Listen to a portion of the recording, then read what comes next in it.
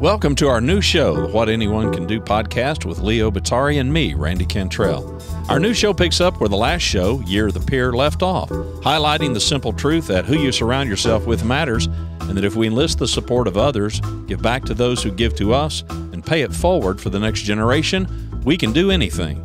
Author and keynote speaker Leo Batari and I will interview a diverse group of thought leaders who will share stories and insights that will help you succeed in business and in life.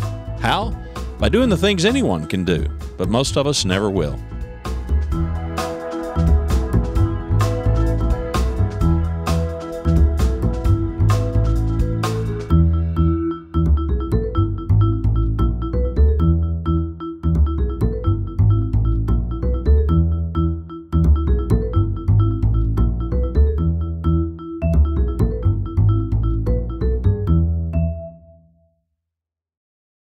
Today's guest, all the way from Melbourne, Australia, is Ronan Leonard, the Mastermind guy. He connects small business owners to support groups through the innovative concept of virtual masterminds. Ronan believes there's high value in making real peer-to-peer connections. You can find out more by visiting Ronan's website at eCountability.io. That's eCountability.io. We welcome Ronan Leonard to the show. Ronan, welcome to the show. Great to have you here. We couldn't be more pleased to have you with us today to really talk about, formal peer groups and what they mean to business leaders and CEOs and small business owners and executives, because, as you well know, when The Power of Peers was published in 2016, we had the Year of the Peer. We expanded the conversation beyond the idea of formal peer groups and just our peers. But I think as we get into this year's podcast of what anyone can do, and now what would be the 11th to 12th episode now, I think it's a really good time to kind of come back to this idea of formal peer groups, how and why they work so well for business leaders and executives. And I can't think of a better person to have on the show to talk about that than you. So welcome. And any opening remarks or thoughts you have around that, we'll just kind of pivot from there. Leo, thank you for having me on the show. We talked about this just off air, that both of us could talk about peers and masterminds all day, but we will succinct it down to half an hour of as much value as we can give in that time. Great.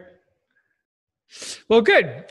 So one of the things that I would definitely love to get into is the fact that, I know that one of the things you talk about is the fact that, we can read books, right? And we can read amazing books and get great ideas, but we're not always, going to take an idea that we might read in a book and implement it in our company tomorrow, right? So one of the things that we talked about in The Power of Peers is that we felt that very, effective peer groups for CEOs and business leaders engaged in a reinforcing loop of learning, sharing, applying, and achieving. So the more they learn and the more they share, the more it embeds that learning. But I think the critical part, and a chair at Vistage, by the way, had articulated it this way to me, his name is Chris Noonan, said, it not only embeds the learning, but it actually, when people share learning the way they do, it gives them the courage to act.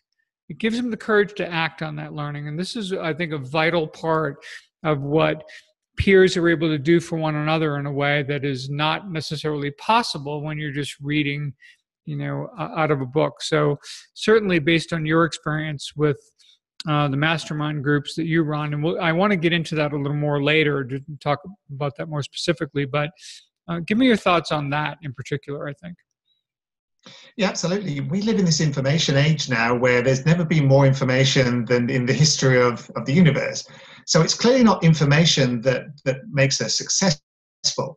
It's context, I believe, over content. So there's an amazing amount of content out there. But next, you need to be able to join the dots. And ultimately, you talked about that learning sort of cycle. And just hearing from someone in a group call or a one-to-one where they've either implemented what you've done or they can give you that context around that, takes it from a concept into reality. And I think that's what people are missing, and that's the missing gap to go, okay, that theory's all great, but hearing one or two people say, yeah, I did that and it worked, or I did that and it didn't work, is the difference where you learn at a different way from just reading something. Yeah, and I think to your point too, people sharing experiences versus advice oftentimes can be, extremely powerful. But to step back a little bit, I would love for our listeners to know, because as far as I'm concerned, of course, having looked and read your story, I don't think there's anyone that knows what being all in the same boat, for example, is like better than you do. So maybe you want to talk about that story way back when that I know has been seen on YouTube forever. And then we can kind of pivot from there a little bit in terms of the work you do today and what that looks like for business leaders and CEOs. Sure. So at 23, I got my dream job working on cruise ships, or so I thought. That'd be a nightmare. So within 6 weeks of joining the ship, we were off the wild coast of South Africa, and they don't call it the wild coast for nothing. The two oceans meet, the Indian and the Atlantic. You get these huge rollers, middle of winter, and we started shipping water, and the ship was sinking. The bad news was that the officers and crew didn't tell us. So there was no 7 short, 1 long. They didn't instigate any of the protocols. So we sort of knew through word of mouth, and I was working the gift shop, one of the lowest paid people on the ship. Ultimately, we filled the first lifeboat with women and children on the one side. On the other side, most of the senior officers and crew left. There wasn't a single passenger on there. They'd packed their bags, they'd taken all their money off, and away they went. So it left people like me, the guitarist, to help coordinate a rescue. And what I learned was, at the time, I actually enjoyed the experience. And this sounds a little bit perverse, a little bit bizarre. You don't know how you can act in those situations. Right. So there are people that are considered leaders, and they have all that high status. And one of them was the captain, but at the first sign of trouble, he actually diminished all his responsibilities and panicked and gave up. So that's not something you can teach. That's something innate. So for years, I told these great party anecdotes, stories, all these funny things that happened at the time. There was one moment when I thought, I'm really in trouble here. It was about 4 a.m, and I went down into the dining room, and the water was at the porthole, which is about 3 decks above what it normally was. I thought, oh, we're definitely sinking. Because again, I didn't know for sure. But I've used that as a stepping board to go, okay, well, I really love helping people, because I didn't panic. I just jumped in way above my pay grade. And I just stepped in, and I think that's something you can't teach. You're either somebody that has that sort of innate in you that you want to help people, and now I use that in masterminds, because I genuinely love seeing people succeed. And there are so many people that don't have a sounding board, a co-founder, or a mentor, and they're the people that are really struggling, because, like you talk about in your book, it's all about the peers that you surround yourself with, and it's all about being a little bit vulnerable and getting advice and help, and from whoever. And that's the difference, I believe, between success and failure for most people. So tell us how you went from the gift shop to the cruise ship to doing the mastermind work you do today. What drew you to that, and then tell us a bit about the practice and what that is like for you today. Well, I continued to work on cruise ships for 9 years, so that didn't put me off. And I trained up in the casino, so I loved that. Yeah, there you go. And then I set my own business up, teaching people how to have a fun casino experience. So it was purely entertainment, no money lost. And I did that for over a decade. And during that time, I had a lot of contractors, because it's very, very seasonal work, weekends and Christmas peak periods. A lot of my contractors were looking to start their own business up. So they come to me for informal advice. How do I do this? What about that? So they were just sort of picking my brains. So that was completely informal. No money changed hands, but it happened more and more often. So I was looking for patterns in my life, and I said, okay, well, I really enjoy helping people. And about 4 years ago, I was in my very first mastermind, and this light bulb moment went off, and I realized that I found my calling almost. So when you say you were in your very first mastermind, how did that happen? How did you get involved in that group? I was on a course which was teaching people how to do software as a service. And as part of that, they had a mastermind group. And as most people know, when you do a course, 85% of people don't finish them. There's no accountability. You sign up for this course, you're super excited, and then most people just drop away. Oh, I've got to work, I've got to implement this stuff. This is hard work. Which business is. It's if it was easy, everyone would be doing it. And at the moment, everybody is doing it, but they're not doing it particularly well.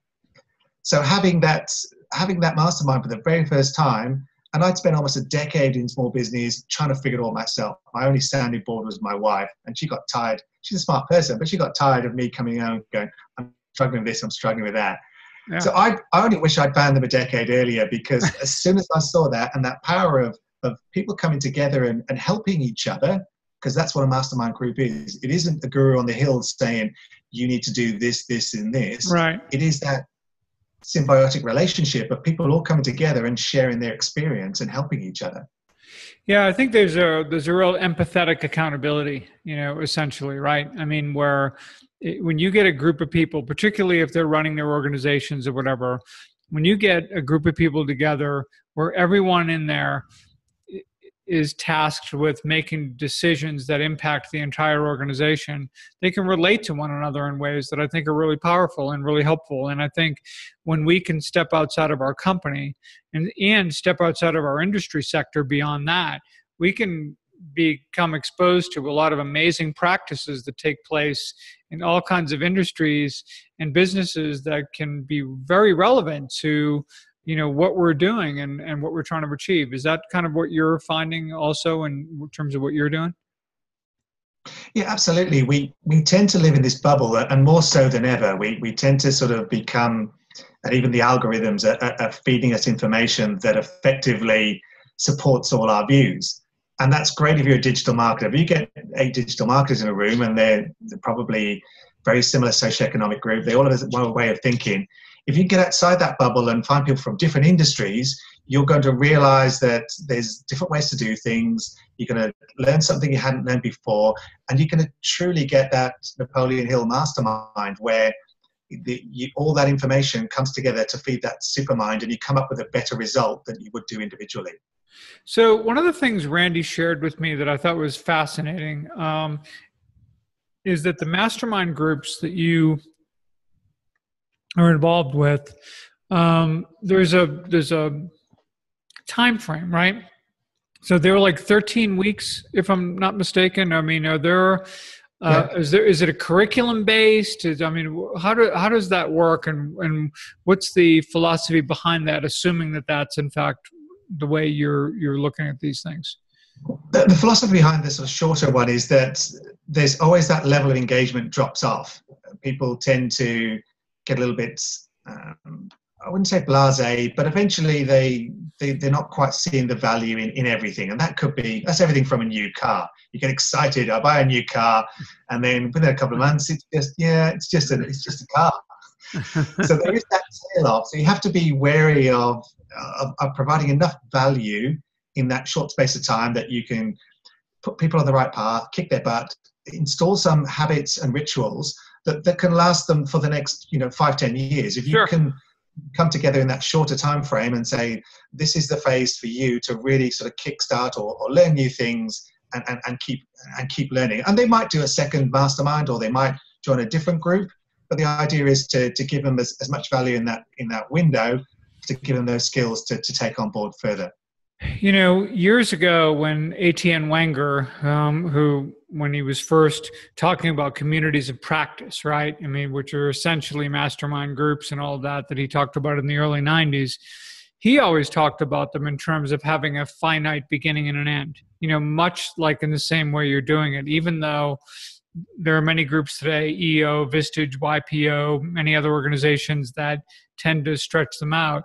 But I also think it's really fascinating to look at them from the perspective of that there is, this window. And so when you're looking at, is it literally 13 weeks, 13 months, 13 meetings? How does that work from a time perspective for your groups?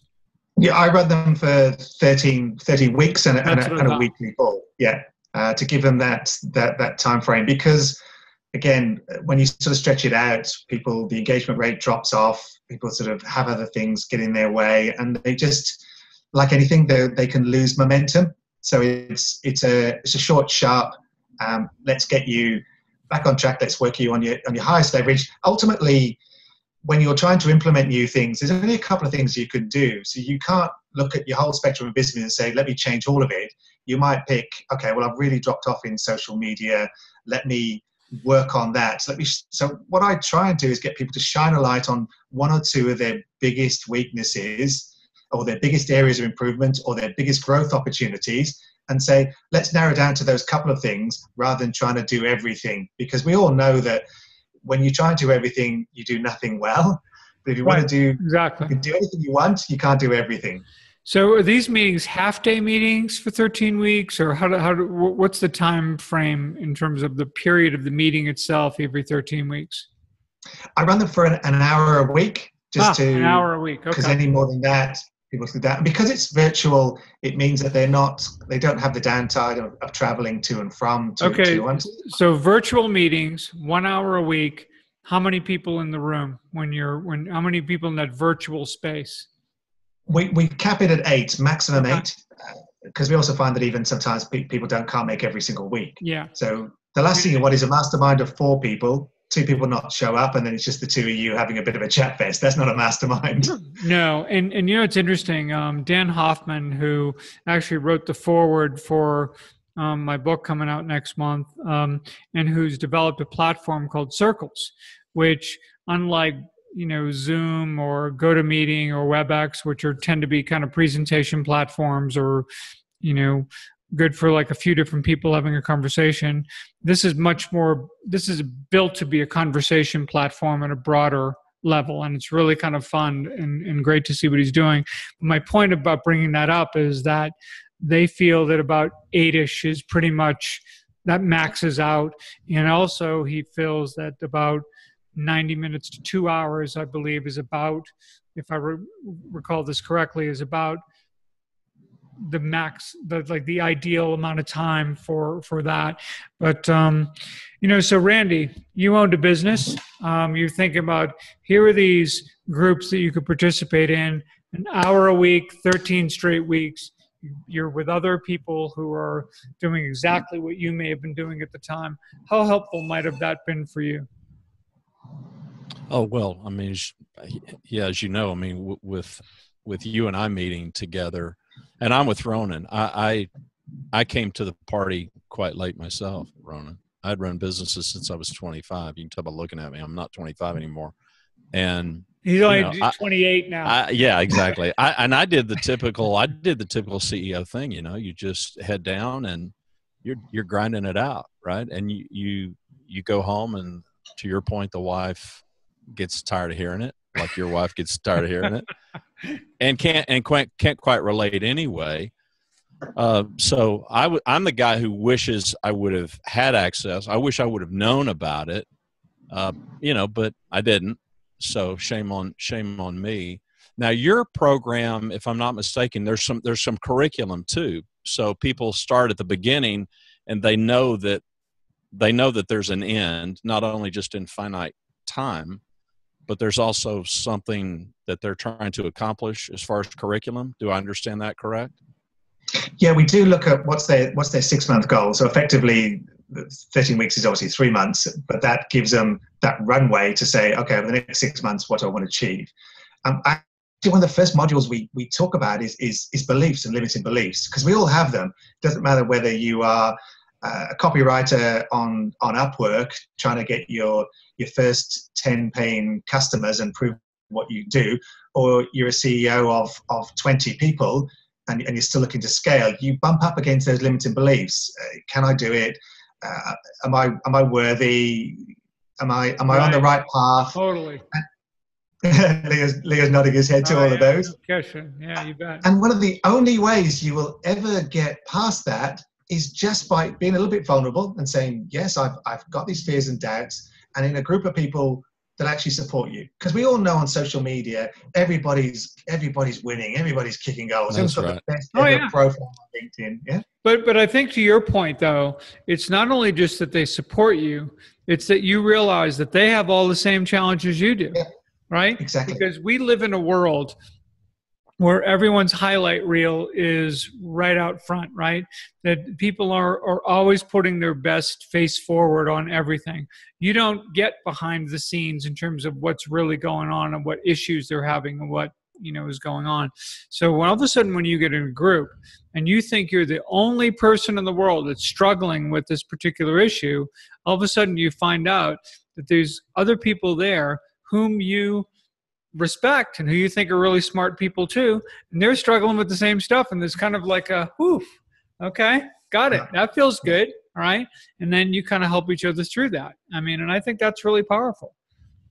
Absolutely. It gives you that permission to go, okay, cool, it's not just me. I had one group going, and by the end of it, half of them have put their prices up, because price is often the number one thing, especially for smaller businesses, that they struggle with. If I put my prices up, I'm going to lose customers. And as they started to talk through this, they're all having the same problems. And they all understood that as we talked through it, that they had better value than they were actually charging. And actually half the group put their prices up by the end of it, because they said, you know what, everyone else is struggling with this. Everyone else has talked me through it, given me permission to really understand my value. And in that safe space, and as a result, they're all putting their prices up and saying, I'm actually worth more than I've been charging, way more. Ronan, we typically hear, and everybody says it, find somebody that's where you are or where you want to be, emulate them, get mentorship from them. I'm curious your experiences when you get a collective in the room and there is no guru, and maybe none of them have gotten there. The power of that collective room, as opposed to someone preaching and saying, here, I'm at the top of the mountain, do what I did. I'm curious your thoughts about it. Yeah, I've often sort of said this. So everyone on social media tends to follow 3 or 4 of the same people. They all want to follow Gary Vee, Mark Cuban, and Richard Branson. And they seem to think that, get Richard Branson in a room for an hour and I could pick his brains.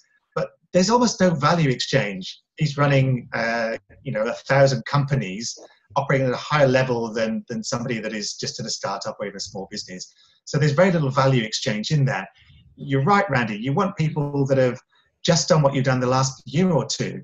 Richard Branson probably knows nothing about social media, in effect that he didn't build his business through social media. Right. So in this day and age, probably what he can teach you quite a bit of mindset, and you might love his ethos and his chaputs and the way he markets, but he's not going to be the go-to person about social media. So often the best way is to find someone that's just a step or two ahead of you, that isn't too intimidating.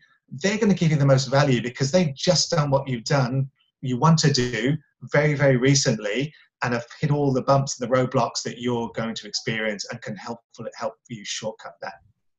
Walk us through a typical meeting, but first, are these groups global? Are they limited to a certain region of the world, or? Yeah, the software is built that it is global. That's the beauty of it. And there's even a sort of search facility in the back end that you can sort of look around for groups as it expands. And did you get started because of did the tech drive it, or did the idea drive the tech, that you wanted to kind of have this platform? A bit of both. I did bump up against the tech issue with WebRTC, which it took me over a year to find the right developer that could do that. But effectively, as a meeting, yeah, we are in this global world now where you and I are meeting. It's evening for you, it's morning for me. So you can always find, depending on your work hour, that the 9 to 5 has gone for a lot of people. If they're more morning people, they'll be up at 6 in the morning like I do. Or if they're late night, they can jump on a meeting. I've had somebody last week that's in the UK and was on a call in a mastermind at midnight for them. So you can find people and connect to different experiences, and also different countries as well. Because I know that Americans are far more gung-ho in most things. You're immediate, you want things now. People from Australia or the UK are a little bit more laid back. They'll, let me think about that. Let me cogitate. Although we're speaking the same language, English, we have different experiences and different mindsets and different ways of doing things. The benefit of that in a group, other than the obvious, So if there's somebody in the US, somebody in Australia, somebody in the UK in the same group, I'm assuming, right? Yeah. So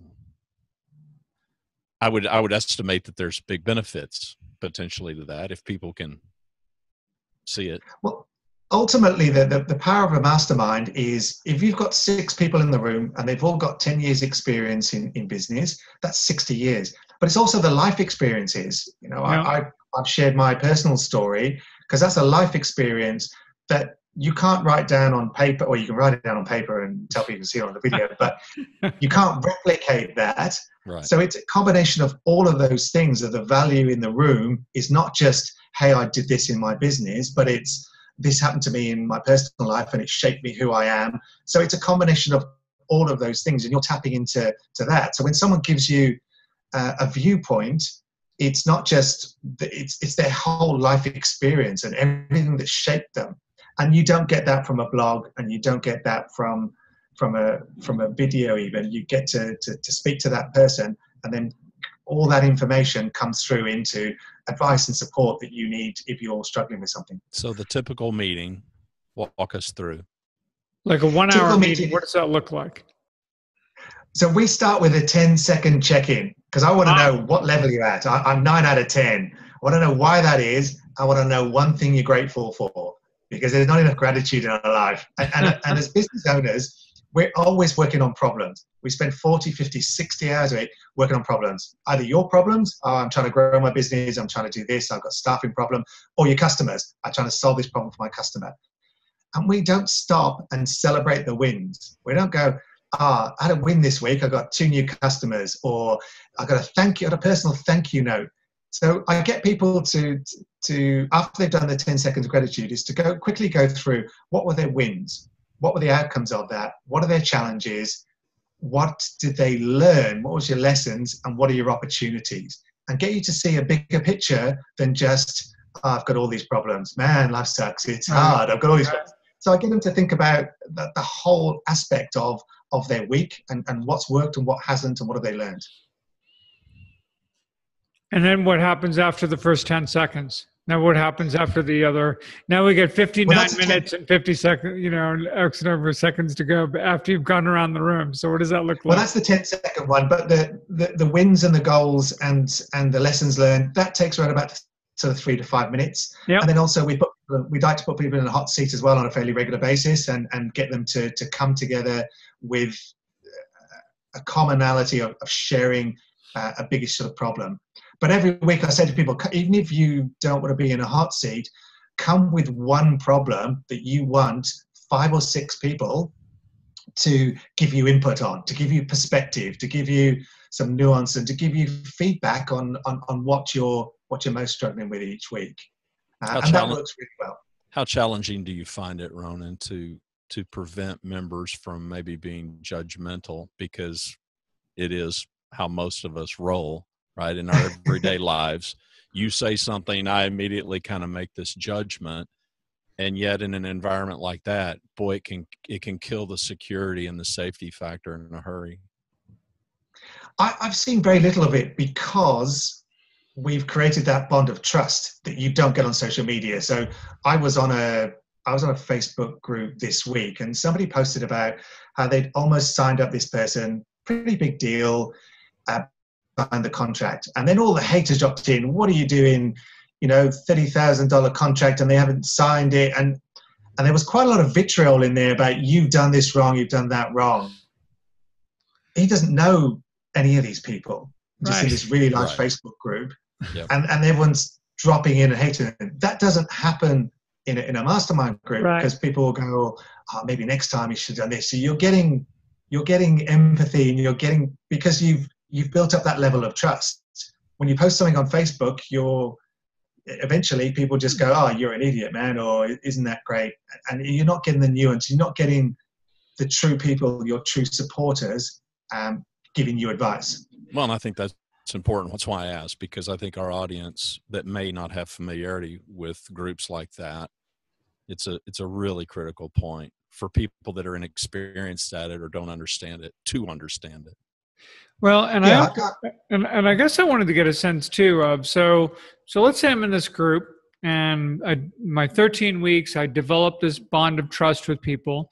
That may end, and I may decide to go to another group. But how often do you see, members of a particular group maintain, communication and conversation and, counsel with other members of that group, that because they built some trust, that there's some currency there. They don't want to have that go away entirely. So does that exist kind of informally after that group is completed? Or yeah, absolutely. Yeah. One of the things that we do talk about is we talk about trying to get people into an accountability partner, so that they've got somebody outside of the group that they can bounce around those ideas with. And I've got a couple of really good examples where 18 months later, these two friends are still, they're firm friends. They were in the same town, so that made it a little bit easier. They meet up, but they even introduced a Slack channel where every night they would just keep in touch. Okay, these are my goals for the day. And then the next day they would just very, very quickly post how they were doing. So there's accountability partners. Yeah, it could be friendships for life. So to kind of, as we kind of get near the end here, and as we acknowledged at the beginning, we could talk about this for hours and hours, but since we may not have that time, I would love it though, if there's a particular, and obviously you don't have to name them, certainly, but if there's a particular story of someone who you believe, whose life or business was changed because of their participation in a mastermind group, and what that story may look like, that would be great for, I think, to leave our listeners with today as they think about this idea of they don't have to go it alone. They don't have to go it by themselves. They could actually participate in a group and have something really life-changing as a result of it. Yeah, sure. I've got a really good guy called Denny. So he's originally from the UK, lives in Malaysia. He joined the group, super smart guy. I talked to him, so what do you do this week? He said, I was learning how to smelt down the aluminium in my backyard. He runs triathletes. He's trying to map the tiger trails there in Malaysia in his spare time. So he's one of these people that has a million one things going on. Yeah, he's an achiever. Yeah, for sure. Yeah, an overachiever, but also spread sort of quite thinly. And he mentioned to me probably about 6 months ago now. He said all these lessons I take on board. So we talked about Toastmasters, and then 3 months later he joined. He said it's been so powerful for me to learn from other people, slow myself down a little bit, but also just get that habit of connecting with other people, bouncing around my ideas, because otherwise you'll go off on a tangent, and just being more succinct in what he does. And he said it only came through the mastermind. And he's one of these people that can join the dots quite quickly. I'm not. I'm a reasonably slow learner. Sometimes I've got to read a book 2-3 times to get that. I'm the first to admit it. I'm not someone that goes, I can see that and I can reapply it to something else. He is. But the mastermind group has helped him pull all of that back and focus on having a deeper impact in a few areas, rather than trying to sort of have that scattergun approach. And he just, each week when he's turned up, he's gone, this has helped me in so many ways that I can't describe. And when you hear that, when you hear the impact you have on people, and not just me, it's a collective. It's not, as Randy said, it's not the guru preaching to somebody. I don't care who gives that great advice. It doesn't matter. Anyone in the group can give that light bulb moment to somebody. The fact that they've learned from other people is just truly amazing, just to even sit back and watch that happen. What I love about your example is that you didn't offer an example of somebody who said, okay, I engaged in this mastermind group and I was here in revenue and I took it to here and then life was great and all that. What I really like about your example is that the participation of this particular member you talk about in a mastermind group basically changed the way they approached life. They changed the way they approached the world in a way that could yield myriad benefits for them personally and professionally. And I think, to leave our listeners with that message, I think is extremely powerful. And I really thank you for that. Thank you for that example. And of course, certainly Randy and I both thank you for being on the show today. It's been a wonderful experience. I knew, when we first started chatting back and forth, I'm like, yeah, we got to get this guy on the show for sure, for a number of reasons. But I don't want to leave it quite at that. I do want to give people a sense of how do they learn more about you and your work. If you could tell our listeners where they can find out more, please give us that, and that would be great. Leo, the best place to find me is where you found me on LinkedIn. I'm very active on LinkedIn. I really enjoy the platform because it's not superficial compared to some of the other social media platforms, and you get to build up to those deeper connections. So that's the best place to find me. I'm Ronan Leonard, the Mastermind guy. Self-appointed title, I have to say. Excellent. But that's the best place to find me on there. Or the website is accountability.io. But if they just want to start a conversation, the best way is to find me on LinkedIn and start a dialogue there. Excellent. Ronan Leonard, thank you for being on the show today. It was so great to have you here. Leo, Randy, thank you so much for having me. I appreciate it. You bet.